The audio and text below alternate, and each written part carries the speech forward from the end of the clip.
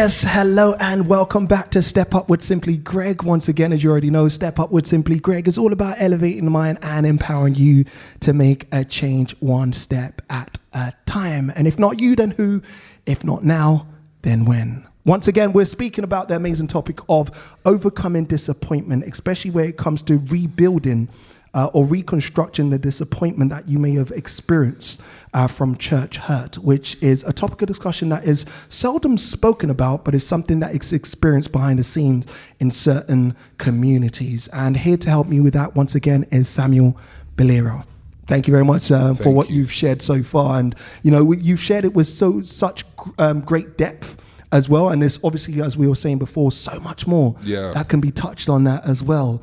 And the question that I'm addressing to everyone is, how do you deal if disappointment is akin to unmet expectations, then how do you deal with disappointment when it comes from an unexpected source? You know, especially such as which we're talking about is church. Being in an environment, like you said, that, you know, people have brought down their guards because they feel like it's okay, but then they've had this particular expectation. Where the expectation came from, was it because of the leaders, or did they impose that expectation upon themselves? So obviously we've spoken about everything previously of how it comes to that point. But from now, I also want to understand, how do they now address this, considering where the challenges actually take them and the effect of the pain? How do they begin to address it and overcome it? It's a difficult process.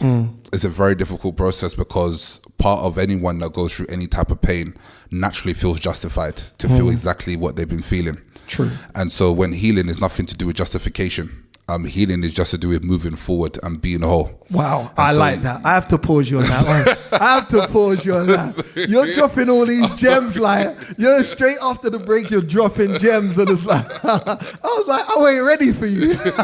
Give me a break. Let me stretch myself. Man, you are absolutely right, because when you stay in that feeling of anger, disappointment, whatever it is, you feel justified. Right?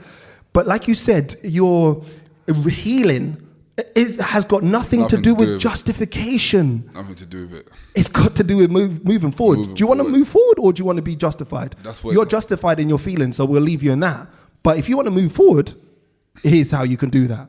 Amazing. That's what it comes down to, because again, when you see what it's doing, if you look in the mirror, you see what it's doing to yourself. Once upon a time you were confident, now your confidence is gone.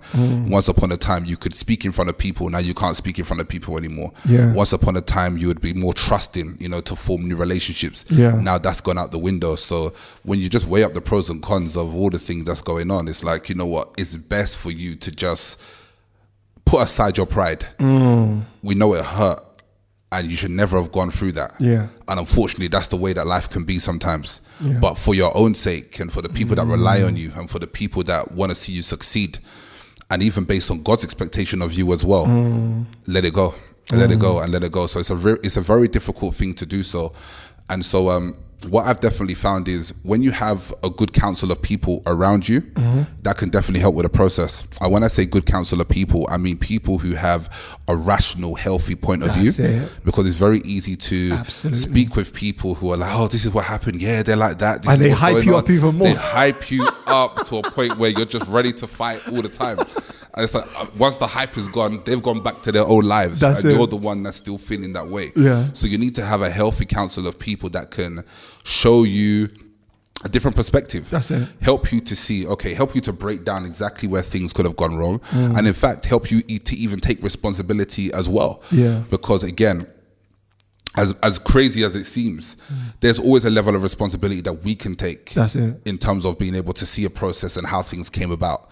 You can look at the way that you were so trusting in the first place. For example, the Bible says that you should test the spirit. And like we mentioned earlier, because you put your guards down, because you're just in this place of quote unquote love, those principles that the Bible tells us all about, we let those things go because we don't feel like we need it anymore.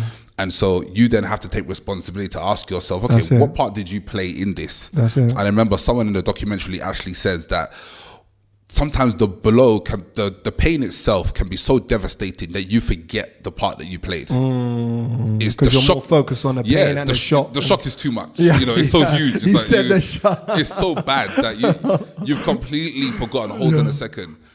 You did this. This is where you played a part and played a role, and you have to know that so that you yourself can make better choices and make better decisions going forward. Yeah, that's very true. And all of this is obviously a difficult process for anyone to go through, but they have to be mature enough to be willing to obviously get their healing, as you said, rather than stay justified in their feelings. 100%. And what else can we do maybe what can we do on a macro level, as a community?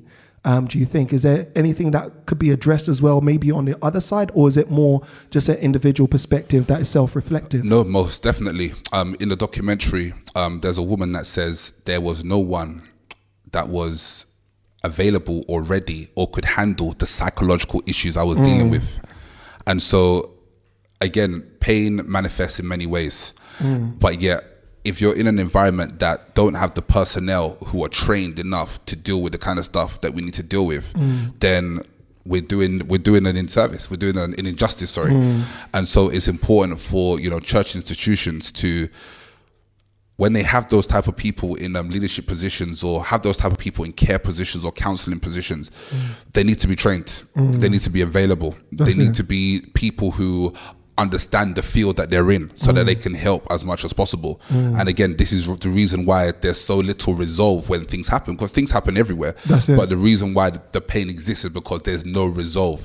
It's just left with you to just deal with for the rest of your life. And so because the structure of church can be so focused on the preaching, the Bible study, the worship, and so forth, that when it comes down to people management, in terms of how we handle people, that's missing. And so training is extremely important. We can spend money on this, that, but does anybody want to invest to train up the people who will be responsible for pulling people out of pain? That is it, because that is definitely a necessary part of any infrastructure that is important. Since you are in a business of dealing with people. Now, Samuel, one of the parts that I wanted to address with you was what you mentioned earlier on about being able to differentiate from the person that hurt you from God, and not being able to blame God for something that someone has done, considering that we're all imperfect individuals, So how does someone go about dealing with church hurt in a case where a leader has let them down or exploited? I mean, we know about SPAC Nation and all of those kind of things, droopy. So how did they deal with being exploited and trust? It's so difficult because, even as you've used SPAC Nation as an example, when you hear from some of their members, these are people that the leaders were responsible for rehabilitating. So even put aside Christ, period. These are people that went to visit them in prison. They put money in their pocket, help their economic status just so that they can survive in life before even bringing Christ. So then when you have a relationship like that with a leader who has helped you so much, just physically and practically, it's very difficult to then... It's difficult to then go through some type of disgruntlement or issue with that person when they've done so much for you. And that's where the differentiation comes in, because I think that the culture of church can really dictate the view and relationship a person has with God, because it becomes so synonymous and it fuses so much. And of course, there's a relationship between church and God, of course, that's his bride. However, the onus that we put on it, especially when things go wrong, is where things get messy. So for example, in the culture of a church, there are some churches that when you want to move in life, if you want to apply for a job, if you want to find a partner, if you want to make a decision or so forth, you must continuously go through the leader. You must continuously go through the leader. You must continuously go through the leader. And again, there are principles such as accountability. That's all about the protection of the people regarding that principle. But the constant pattern of going through the leader to get a word from God or to hear from God or to decide your next step is then what fuses everything together. So now you're not praying as much as you used to because everything that you need, you go through the leader to get the answer. Wow. You're not much on your knees anymore because you no longer go straight to the source. You go through the leader. And so when the leader, you now put the leader on a pedestal. That's it. And as a result of putting them on a pedestal, you fuse both the leader and God. And so really and truly, in circumstances like this, an individual really has to get back to basics concerning their relationship with God. They have to go back to the foundation, because as much as every leader has been placed in our lives for a reason, and every leader is important, the leader didn't save you. Yeah. It's only Jesus that did that. And you have to go back to that understanding that it's only Jesus that saved. And even when, I think the Bible indicates that when Jesus died, when he was on the cross, the veil was torn to signify that you no longer need to go through someone to get to him anymore. But because we're so used to doing that, it's so difficult, because now I spent 10 years of my salvation going through someone. Now an issue with that person who has now become the source has arisen, and now I somehow now have to retract because of the pain I feel, and then somehow find God again in all of it. So you really just have to go back to the beginning. Refresh your mind in terms of who God is and who God has been to you in your own life. That's what I would encourage someone to do. Wow. That is powerful there. And like I said earlier on, it's so intricate, you know, the details of it, because you don't even notice it happen to you. I'm telling you. Of how you've been able to put a leader on a pedestal or put him one and the same with God. Just naturally going through that process and put you in that position there as well. And I don't know, obviously, the end of your particular documentary in itself, but were there also anyone else who's actually been through that process and gone through the healing or restorative process at all? And what are the, I mean, you've been through that challenge yourself. Yeah. What would you say is the piece that you get from going through the process and letting go of that baggage? The piece is indescribable, because you can, if you're someone that is good with self-evaluation, you're someone that could look at themselves in the mirror and you can say, you know what, this is who I am really, this is who I've become, and this is who I want to be. You can see the changes within each process regarding when you apply peace.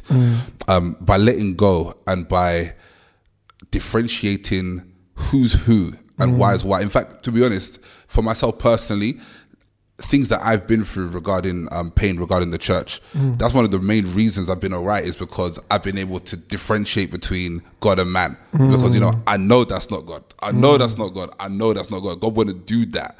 So it's because of the acceptance of who God is, as well as understanding how fallible man is as well. You can start to add things up and begin to see, you know, man's not perfect, and as much as you do, as much as we deal with human beings, we're never gonna be perfect, and so anything can happen, even though it's under the umbrella of church. That's it. But once you've gone through a process whereby you can understand who man is, you can understand they can make mistakes, you understand that as much as we try to be representatives of God, we still fall every single day. And again, that's not to justify anyone's actions, but it's to add, it's to connect the dots so that you can be peaceful, so that you can say, okay, this is how it can go sometimes, but as a result, I'm going to be wise, I'm going to be smart, I'm going to stay rooted to the God that I know, as opposed to going through things whereby the people who are responsible for my faith, or who have now become responsible for my faith, have the power to affect my faith negatively. Which is really important as well. And thank you so much for sharing that as well. And thank you for everyone who's locked in, locked out with us right now. Once again, we're speaking with Samuel Baleera, who's talking to us about overcoming disappointment, especially when it comes to church hurt. But apart from that, how can people also connect with you? And please tell us about this particular event and the premiere that's coming up on 8th of February. The 8th of February, Saturday night.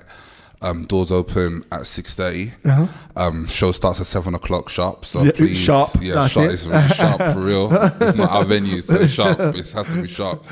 So on this night, we're going to be premiering the documentary itself, so people are going to be able to see the full documentary, as well as we're going to have a Q&A panel with some of the cast as well, as well as some professionals as well, just to talk about it in a bit more depth. And then we're also going to show some of our future work that we're doing as well. Amazing. What can we expect from you guys in the future then?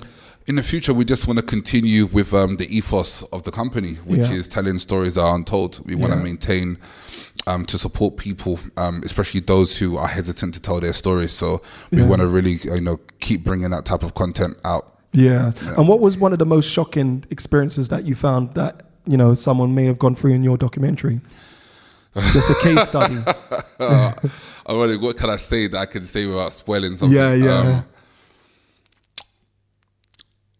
I don't know if this is the most shocking. Yeah. But someone had described how they had received a word from God. And as a result of receiving the word from God, a lot of their leadership didn't agree. And then as a result, in that service, they were thrown out of the church. Wow. Okay. And then when they tried to come back the next Sunday, they were denied access into the church. Completely just denied. Ushers there said, you're not coming in. Security. Security. So you're not coming in anyway. So to hear that is just like... So that experience. Okay, cool. Yeah. And apart from that as well, how can people catch you on social media or connect with you or anything like that? Yeah, so on Facebook, we're The Reticent Ones. And on Instagram, we're Reticent Ones as well. And that's it. And they can always connect with you. And I believe you've also got something that you're giving away, right? Yeah, definitely. We want to give away 3 pairs of tickets to the documentary on the 8th of February, 2020. You and a friend, you and a partner, or you and someone else anyway.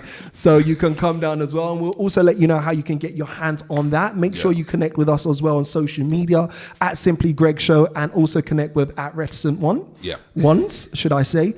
And we'll also be able to release how you can get your hands on those tickets as well. So once again, connect with at Simply Greg Show and at Reticent Ones. Yeah. Please spell reticent, RETICENT. That's it. Ones, which is ONES. And Simply Greg, as per usual, Simply and then Greg, GREG, and Show. So connect with us on that. We'll also let you know how you can get your hands on those tickets.